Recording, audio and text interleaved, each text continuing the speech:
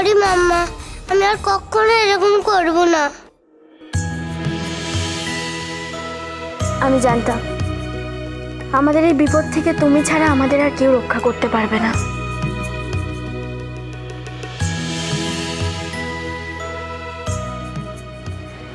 এই যে পুচকু সোনা, এবার তো একটু ঘুমো ঘুমো করতে হবে নাকি? শোন না, ঘুমিয়ে পড়ো। এই তো শোন না পুচকু, না না না, ঘুমো ঘুমো করো সোনা। এই যে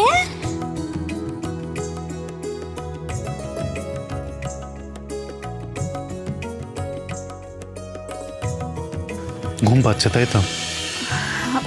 না মানে স্বাভাবিক, আজ তোমার যে স্ট্রেস গেছে তাতে এটা হওয়া স্বাভাবিক। আসলে আমি ভীষণ ভয় পেয়ে গেছিলাম জানো তো, তুমি না এলে যে কি হতো কে জানে। কি আর হতো, ভালো করে শীর্ষাকে একটু বোঝালেই ও দরজা খুলে দিত একটা সময়। হয়তো হতো, কিন্তু সেই সময়টা আমার মনে হয়েছিল তুমি এলেই বোধহয় সব কিছু সলভ হয়ে যাবে। কতবার তোমাকে ফোন করেছিলাম, তুমি তো আমার ফোনটা রিসিভ করার প্রয়োজন বোধই করনি, এত রাগ ছিল তোমার আমার ওপর। না, আসলে আমি ফোনটা তখন সাইলেন্ট করে উল্টে দিয়েছিলাম। যদি আমি ফোন করে ফেলি, তাই তো? না, আসলে আমার সেরকম রাগটা কিছুই হয়নি। আমি তখন মন দিয়ে কাজটা করছিলাম। আসলে আমার বস খুব রাগী, তো মন দিয়ে কাজটা না করলে বকাচকা দেয়। আর ভালো কাজ করলে নো অ্যাপ্রিসিয়েশন। এটা কিন্তু একদম ঠিক নয়। কি ঠিক নয়? আমার বস থেকে তো আমাকে গিফট চেয়ে চেয়ে নিতে হয়। কখনো কি একবার বলেছে well done my boy, here is your gift? তাই এই তো একটু আগেই বললো তোমাকে ছাড়া সে আর কিছুই ভাবতে পারে না। ও রিয়েলি? আচ্ছা আমার একটা কথা বলো, কাল রাতে কি এতটা রাগ করারও দরকার ছিল? ছিল তো। কেন? তুমি তো ভালো করে ঘরটা দেখলেই না, শুধু কাজ নিয়ে কথা বলে গেলে। সকালে তো প্রেজেন্টেশনটা বানিয়ে দিলাম, তাই না? আমার অন্যায়, কিন্তু তুমি সারা রাত ছাদে বসেছিলে, সকালে অফিসে চলে গেলে, আমাকে একবার বললেও না, তার উপর ফোনটা সুইচ অফ করে রেখেছিলে। তখন একটু রেগেছিলাম আর কি। এখন কি হলো বলো না, এখনো কি তুমি আমার উপর রাগ করে আছো? আচ্ছা বাবা ঠিক আছে, আমার ভুল হয়েছে, এই দেখো আমি কান ধরছি, সরি। কিসের সরি মিনু? তুমি তো কোনো ভুল করোনি। আমি বড় ভেবে দেখলাম, আমি বুঝতে পেরেছি যে তুমি এই মিটিংটা নিয়ে খুব টেন্স ছিলে, তাই বারবার আমায় বলছিলে প্রেজেন্টেশনটা তাড়াতাড়ি তৈরি করে দিতে। যাই হোক, আরো কয়েকদিন যাক, আমাদের এই কাজের চাপটা কমুক, তারপরে আমরা ভালো করে বড় করে আবার আমাদের ইউনিয়নটা সেলিব্রেট করব। ঠিক আছে।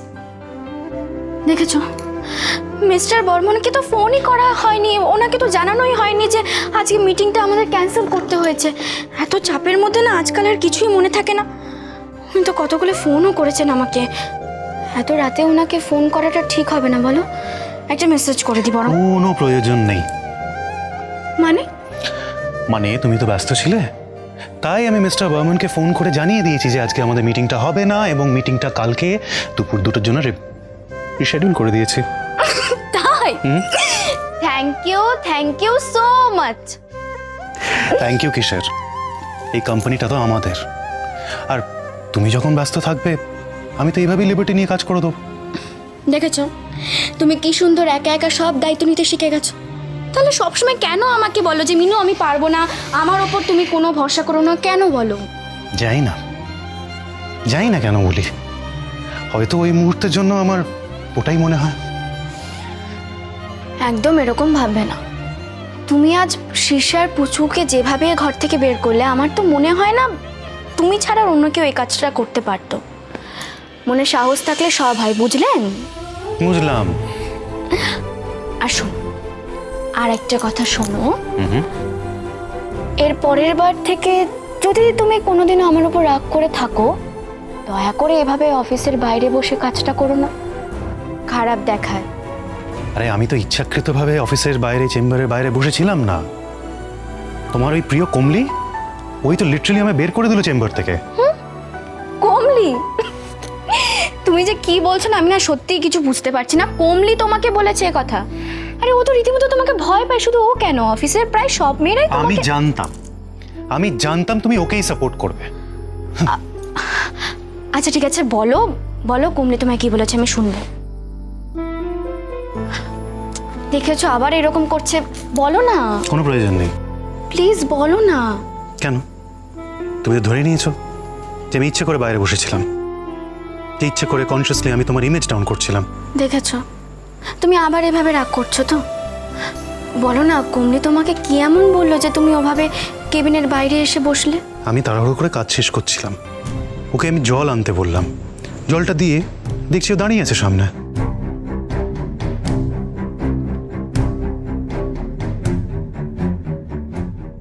ও মানে কালই তো এত বড় একটা ঘটনা ঘটলো, সেই জন্য আমি দাঁড়িয়ে আছি। মানে ফিরছে যদি এরকম কিছু। এরপরেও কেবিনে বসে থাকাটা আমার জন্য সম্মানজনক হতো না। আমি কিন্তু ওকে এসব কিছুই বলিনি। সেটা আমি বুঝতে পেরেছি, কিন্তু তোমার ওকে ইমিডিয়েটলি শাসন করা উচিত ছিল। এত অডাসিটি ওর আসে কোত্থেকে? তুমি আউট অফ সিম্পাথি ওকে আমাদের অফিসে কাজ করতে দিয়েছো। আচ্ছা ঠিক আছে, আমি ওর সাথে কথা বলবো, এই ব্যাপার নিয়ে আমি ওর সাথে কথা বলবো। প্লিজ, এটা আজকে বলে নয়। আমার কোনোদিনই ওকে খুব একটা ভালো বলে মনে হয়নি। ও যখন তখন আমাদের কেবিনে চলে আসে, আমাদের মিটিংয়ের মধ্যে ইররিলেভেন্ট কথাবার্তা বলে। দেখো, তোমরা কিন্তু এই ব্যাপারটা সিরিয়াসলি নাও। তোমরা যদি বারবার ওকে বোকা সরল ভেবে সব কিছু অ্যালাউ করতে থাকো, পরে কিন্তু ওকে সামলাতে খুব অসুবিধা হবে। ও তো দেখছি কিছুতেই কমলিকে সহজভাবে নিতে পারছে না।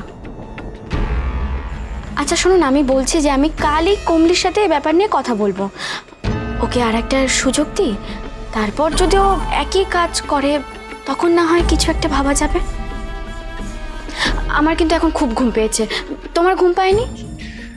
রিইউনিয়নের রিটার্ন গিফটটা না পেলে আমার তো ঘুমিয়ে আসবে না। হয়তো সারা জীবনই এইভাবে টিকে থাকবো। আবার দুষ্টুমি হচ্ছে তো? দুষ্টুমি তো ভালো জিনিস, যদি এইভাবে আমার রিটার্ন গিফটটা পাওয়া যায় আর কি।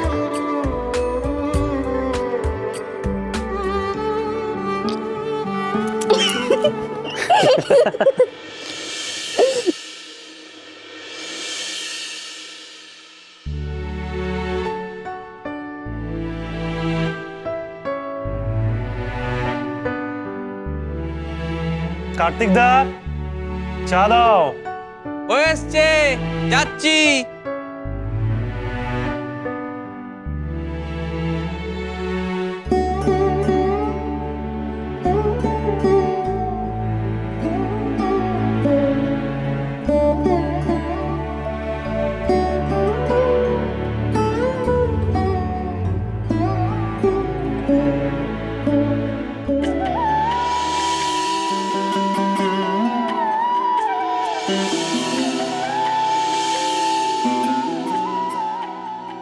বঙ্গীয় আর্ট কমিটির বিচারে এই বছর শ্রেষ্ঠ প্রতিমা শিল্পী হিসাবে সনাতন পালের সহিত যুগ্মভাবে পুরস্কারে ভূষিত হয়েছেন শ্রীমতী মৃন্ময়ী পাল।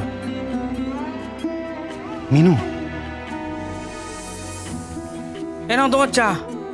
আরে কার্তিকদা, তুমি জানো কি হয়েছে? কি হয়েছে গো? আরে না, এত ভালো একটা খবর এইভাবে সবাইকে জানানোটা ঠিক হবে না। This needs a tiny celebration. কি হয়েছে বলবে তো, কি হয়েছে? কোথায়? কিছু হয়নি তো? আরে দূর বাবা, এই তো বললে কিছু একটা হয়েছে। আরে না না বাবা, ওটা কিছু না। তোমার মুখ থেকে পরিষ্কার বোঝা যাচ্ছে কিছু একটা হয়েছে। বলো কি হয়েছে? না আসলে কার্তিকদা, খবরটা তো খুবই খারাপ। তোমাকে বললে তোমার মুডটা অফ হয়ে যাবে আর সারাদিন অফই থাকবে।